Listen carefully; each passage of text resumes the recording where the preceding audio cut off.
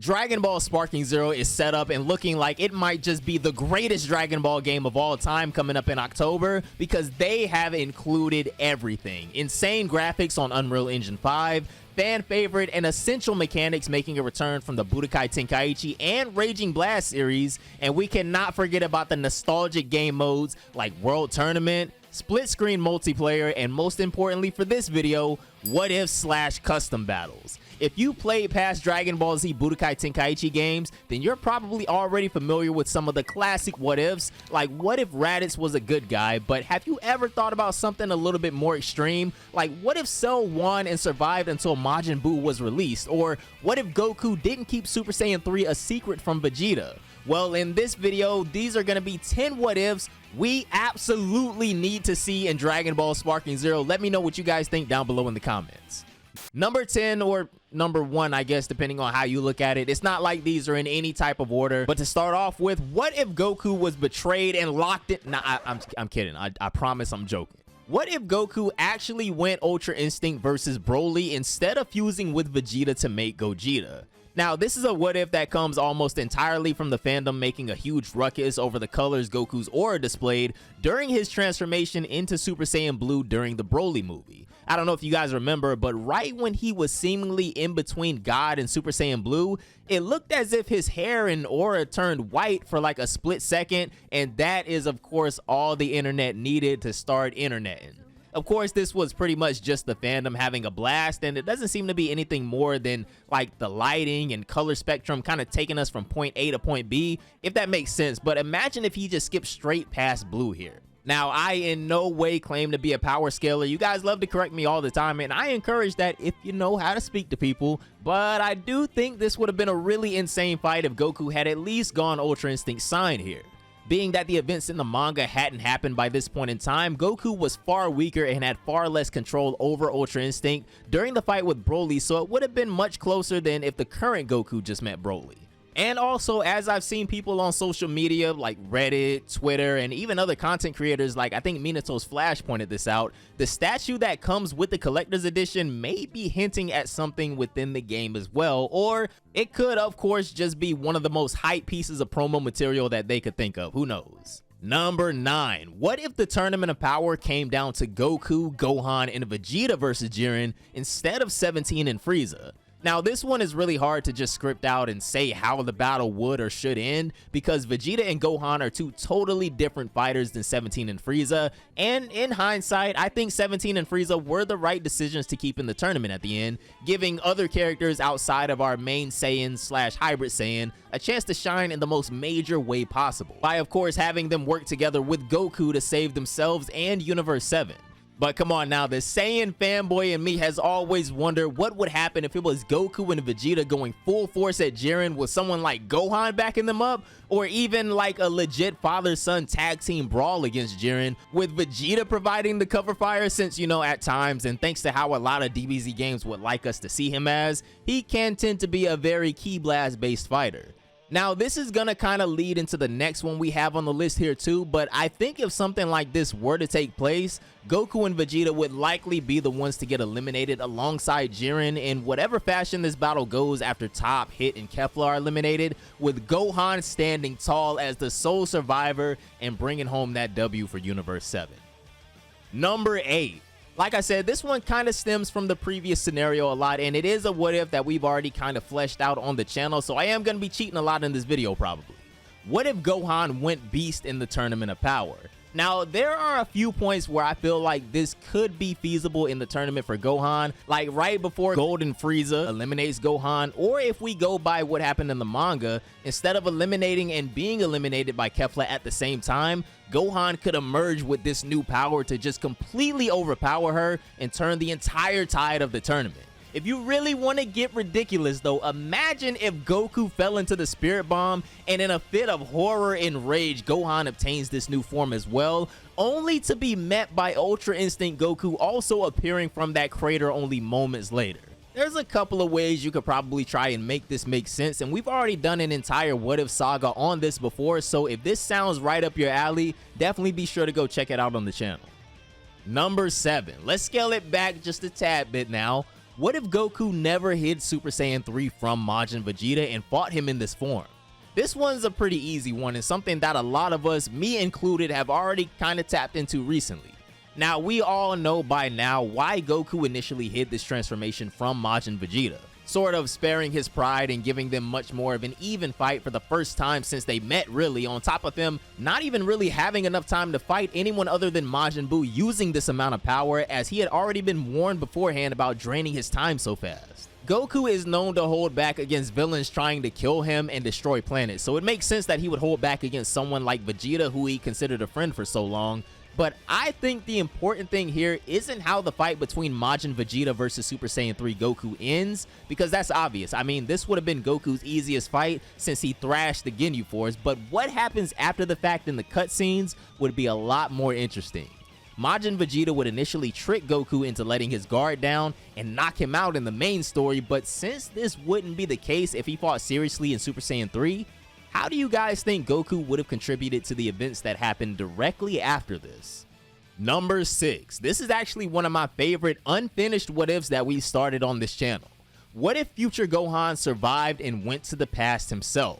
Because this is another what-if that I've kind of done on the channel already, I don't want to spoil my ideas too much if you haven't seen it, but dude, future Trunks meeting present day Trunks was cool enough, but can you imagine future Gohan meeting present Gohan and seeing his father again after all this time? Bruh, oh my, yo, y'all better not be crying, fellas. Tighten up, man. But for real, I think that single thought and concept alone of future Gohan being the one to go on that mission to the past would definitely be one of the more emotional what-ifs we could see. And I don't really see this messing up anything with how Trunks would eventually be developed, because neither Vegeta nor Bulma overheard the conversation Trunks and Goku had, only Piccolo, but I do feel like the Z Fighters would immediately, or at least very quickly, recognize that this is an adult version of Gohan, since at that point in time, Trunks was like barely a year old if I'm not mistaken, and he was an entirely new, never before seen character. Only Bulma and Vegeta knew what they had done, but everyone knew Gohan at that point. How the rest of the future and the other timeline plays out from this change is something else that we could probably play around with. Do future Gohan and Trunks defeat the androids before Trunks is supposed to return and let the Z Fighters in the past know the good news? And how would they deal with Cell, who was waiting in the shadows to steal the time machine before Trunks went back to the past again? A lot to think about when we start talking about alternate timelines and traveling to the past and future and all that. Number 5. What if Vegeta learned Super Saiyan 3 while observing the events of the Buu saga while he was dead after the final explosion? Now, this one is a really fun one to consider because, as we know, Super Saiyan 3 is only achievable under obscure circumstances, I guess you could say, as Goku learned it while he was dead as well, and the boys had to fuse in order to access this power.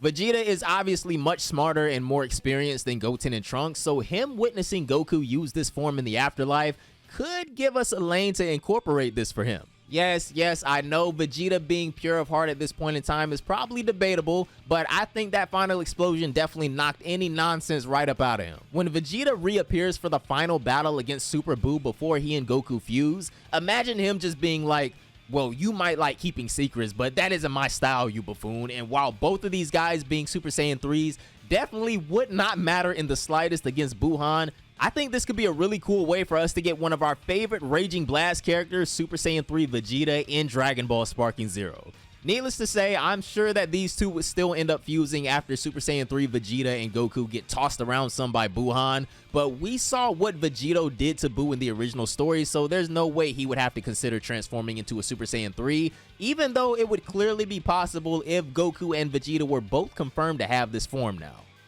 Before we hop into the last half of the video, guys, consider leaving a like and subscribing to the channel for more Dragon Ball Sparking Zero and Dragon Ball gaming content, but let's hop right into number 4. What if Vegeta went Super Saiyan on Namek instead of Goku? This is a fan favorite what if that not only have I made videos on in the past, I feel like most of us are probably expecting something like this in Sparking Zero, especially after seeing the little teaser from the announcement trailer where Goku goes Super Saiyan against Grade 8 Vegeta. I feel like this is like only fair, right?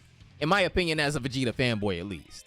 Now, not only do I think that there are multiple points on Namek where Vegeta could have pulled this off, or maybe I just feel like that because he thought he was a Super Saiyan every time he scraped his knee, but Vegeta had one of the most emotional arcs on Namek that I've seen in Dragon Ball. His speech to Goku right before Frieza shoots him through the chest and clocks him on out of there was heavy, dude, but it just wasn't his time in the Namek saga in the original story. Seeing Vegeta become a Super Saiyan and get his lifelong revenge on Frieza in that moment, though, as Goku and the others look on in amazement, is something that I absolutely need, and I hope Sparking Zero delivers on that, which, again, I think they will. Number 3, what if Whis trained Goten and Trunks? Now, I'm not saying this to allude to them possibly getting Super Saiyan God or Super Saiyan Blue, which I definitely think would be cool, but come on. These two, outside of fusing into Gotenks, which they haven't even done correctly, and honestly I don't know how long, never seem to truly go up a tier in power, at least not yet.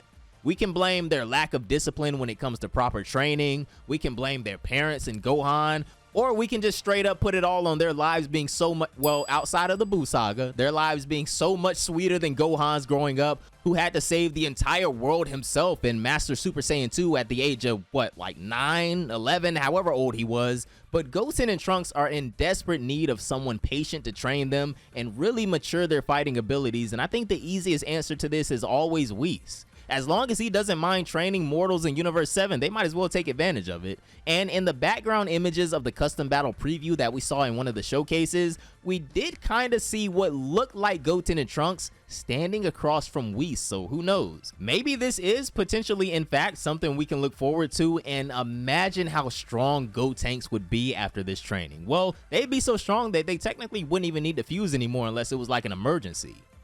Number 2, what if Vegeta learned Kaio-ken? This one is actually something that I think about a lot, not even specifically Vegeta, but just any of the other Z fighters not having learned Kaio-ken at this point always baffled me a little bit. Seeing as how anyone can learn this technique, albeit dangerous, it makes sense to me that someone else on the team could have this as a trump card, seeing as how Goku still uses it to this day. Insert blue Kaio-ken somewhere on the screen. And since Kaio-ken is a boost skill in Dragon Ball Sparking Zero, this could easily be applied to a character instead of trying to give someone a whole other transformation. But giving this to Vegeta or even Piccolo or Tien could be ridiculously cool. Imagine Super Saiyan Blue Kaio-ken Vegeta or Orange Kaio-ken Piccolo. Need I even say more? The aura alone for Blue Kaio-ken sells me on this form or technique, or I guess just boost skill in the game. So maybe Custom Battle will really let us go crazy and create some art with the canvas that they give us. Fingers crossed. And number 1, what if 17 and 18 didn't kill Dr. Gero? 4 androids, baby. Come on, count them up. Yeah, they would have just forced Dr. Gero to watch them activate Android 16, and since there was already nothing he could do against 17 and 18 with their deactivation device destroyed, if I'm not mistaken, well, he's just along for the ride now. Of course, I do think Gero would have wanted the Z fighters outside of the lab dead if he was alive to see how easily his androids just walk through them, but let me remind you of this. Dr. Gero was the only one with prior knowledge about Cell at this point, so how does he maneuver with this information from this moment forward if he did get spared? You tell me down below in the comments how you think these what ifs play out. I really hope you guys enjoyed this video, and maybe I even gave you some stuff to think about. We already have a ton of what ifs on the channel that we can dive into when Sparking Zero comes out. Have a great day, and I'm see you all in the next one. Bye, guys.